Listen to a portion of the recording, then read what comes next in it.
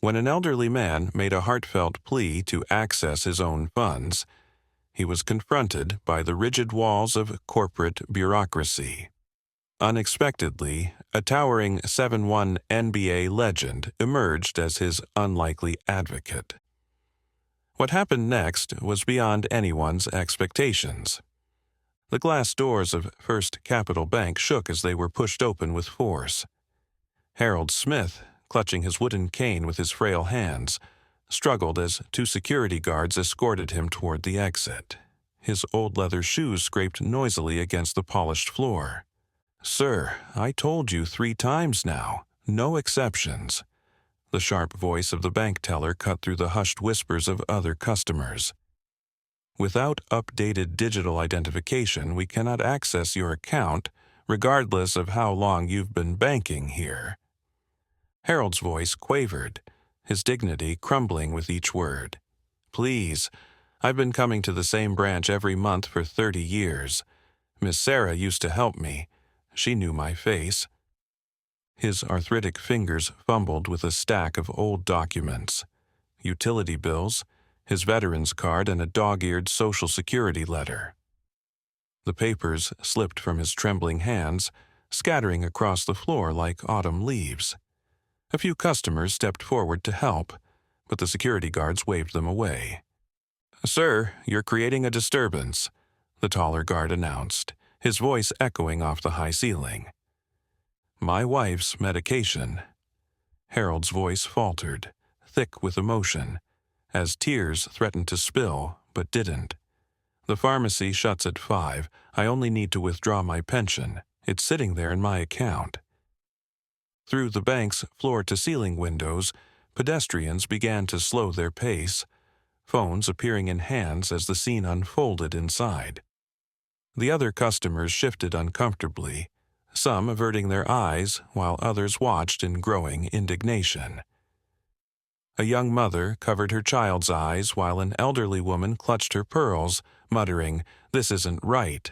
This just isn't right." "That's enough," the second security guard declared, taking Harold's elbow. "If you won't leave voluntarily, we'll have to escort you out." The fluorescent lights caught the tears now freely falling down Harold's weathered cheeks as he was steered toward the exit, his cane clattering against the marble floor with each unsteady step. As Harold Smith stood dumped out of the bank, the scattered papers at his feet told only a fraction of his story. Each document, his veteran ID, Social Security letter, and 30 years of banking statements, represented chapters of a life dedicated to service. But today, none of these pieces of paper could help him access his own money. The reason for his desperate visit was painfully simple. His wife, Margaret's oncologist, had just changed her medication regimen that morning. The new prescription, costing $500, needed to be filled before the weekend. The pharmacy they usually relied on, Anderson's drugstore, was set to close promptly at 5 p.m., a deadline that now loomed a mere 2 hours away. "Mr. Smith?" A clear and authoritative voice pierced through the low hum of the gathered crowd. Victoria Stevens, the recently appointed manager of the bank, stepped out of her office with a composed demeanor.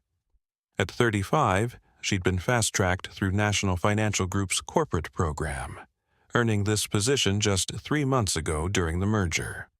Her reputation for efficiently implementing new security protocols had made her a rising star in the company. "Miss Stevens." Harold straightened his posture, years of coaching basketball having taught the importance of dignity under pressure. "I've been trying to explain to your staff I've banked here since 1989. Every teller used to know me by name." Victoria gestured toward her office, a glass-walled space that screamed modern efficiency. As Harold followed her, leaning heavily on his cane, the security guards maintained a watchful distance. "Mr. Smith," Victoria began, settling behind her desk, "I understand you're trying to withdraw funds from your pension account, but you haven't completed the mandatory digital verification upgrade." Her fingers flew across her keyboard, pulling up his account information. "According to our records, we've sent you 4 notices about these changes." Harold gave a slow nod. "Yes, those blue letters." Margaret tried to assist me with the computer part, but... His voice trembled faintly. "She's been too unwell recently. The chemotherapy drains all her strength." Victoria's eyes flickered to her computer screen, where urgent security protocols flashed in red. The bank's new system, implemented during the merger, required all accounts to undergo enhanced digital verification, 2-factor authentication, biometric scanning, and mandatory smartphone app registration. The policy was absolute, no exceptions. The merger with National Financial brought necessary security upgrades, Victoria explained, her tone professionally sympathetic. "Without proper digital verification, we can't authenticate your identity according to the new federal guidelines. These measures protect against fraud, particularly targeting seniors." Harold's weathered hands gripped his cane tighter.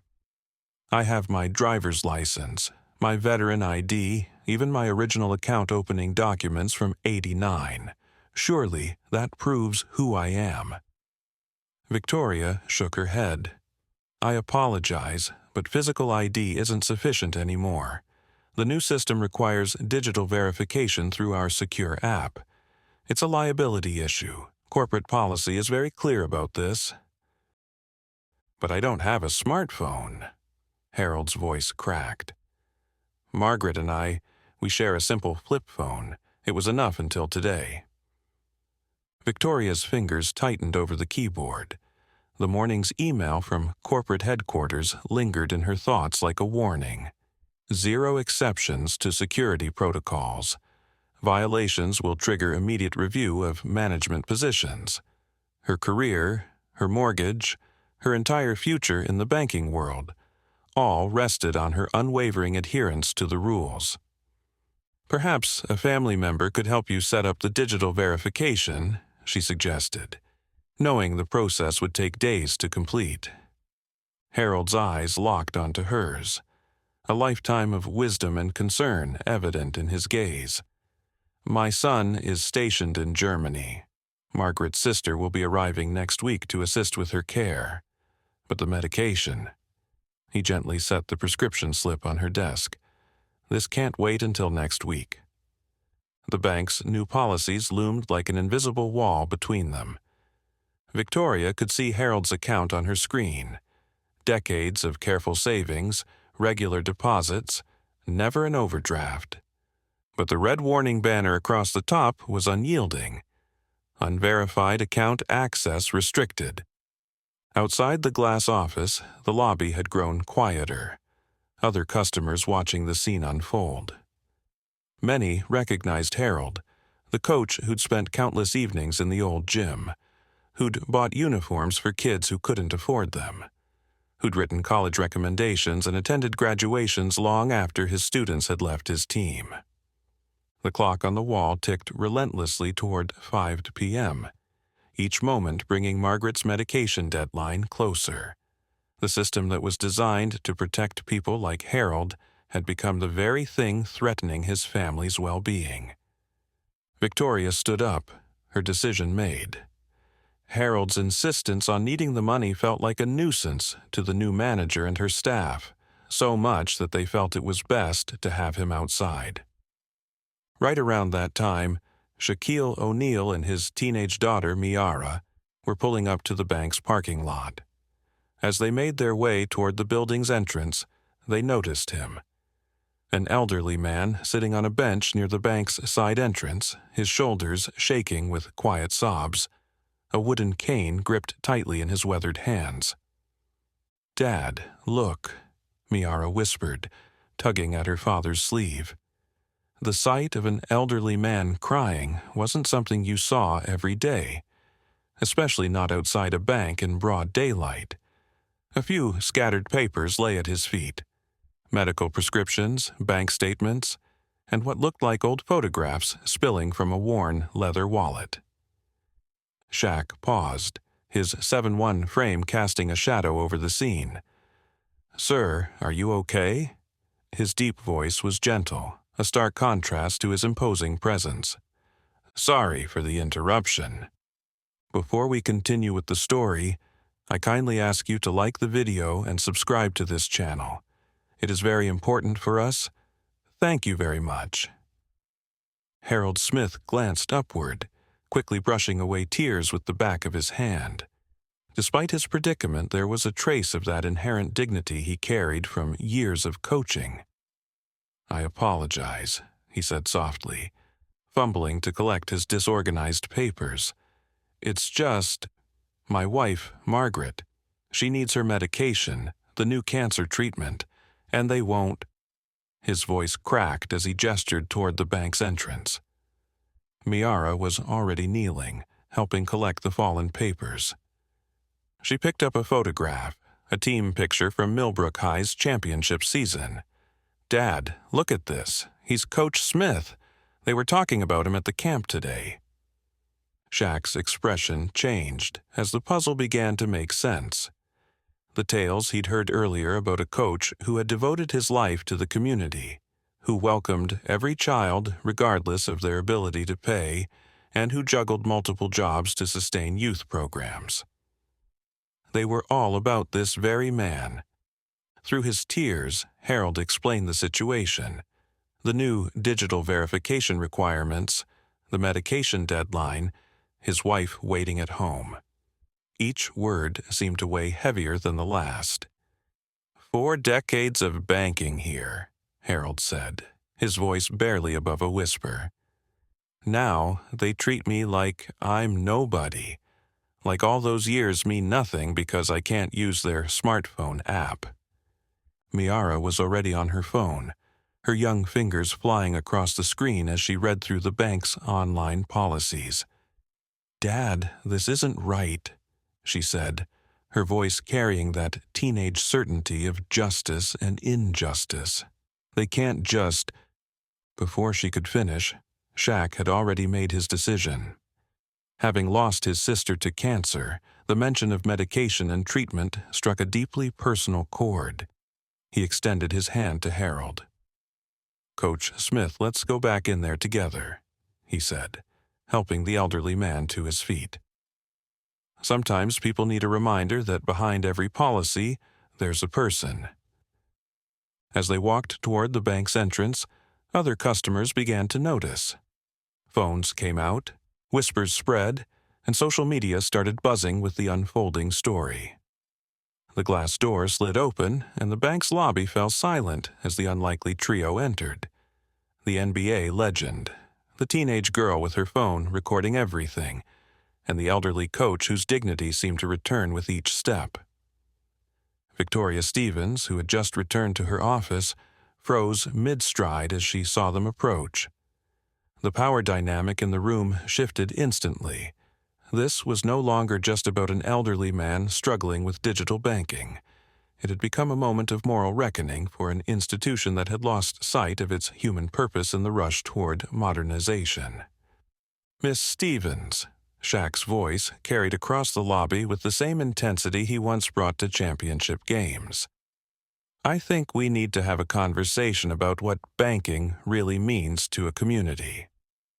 The atmosphere in the room was charged with palpable tension. Victoria's tablet quivered subtly in her hands as her gaze shifted between Shaq and Harold. Straightening her blazer, a habitual move that barely concealed her anxiety, she took a deep breath. "Mr. O'Neill," she started, her voice meticulously composed, reflecting years of corporate training. "While I understand and respect your concern, there are federal regulations that we absolutely cannot—" "Let me stop you right there," Shaq interrupted, his 7-1 frame seeming to fill the entire office as he leaned forward slightly. "I sit on the board of multiple banks. I've been involved in countless mergers and acquisitions. So when you talk about federal regulations, I know exactly what they say and what they don't say." The other bank employees who had gathered at the periphery of the scene visibly paled. Their usual Monday afternoon had transformed into something that felt more like a high-stakes courtroom drama, with Shaq serving as both judge and jury, and he was about to take action. "Tell me something," Shaq continued, pulling out his phone. "I just pulled up Coach Smith's history with this bank. 43 years, never an overdraft. Regular deposits, consistent patterns. Do they mean nothing to you? Are they not enough to confirm this man's identity?" Mayara, still filming, focused her camera on the striking contrast between her father's sleek, modern smartphone and Harold's battered passbook. It was a powerful visual metaphor for the tension between technological progress and human vulnerability playing out before her. "You're wasting this man's precious time because a computer's telling you so," Shaq said, his voice dropping lower, carrying the weight of personal experience. "I know what it means to watch time slip away, while bureaucracy moves at its own pace. Every minute we stand here arguing about apps and digital signatures, Coach Smith's wife is waiting for medication she needs to live." Victoria's tablet slipped slightly in her grasp. "Sir, I understand the emotional aspect, but—" "Do you?" Shaq straightened to his full height, and several bank employees instinctively took a step back.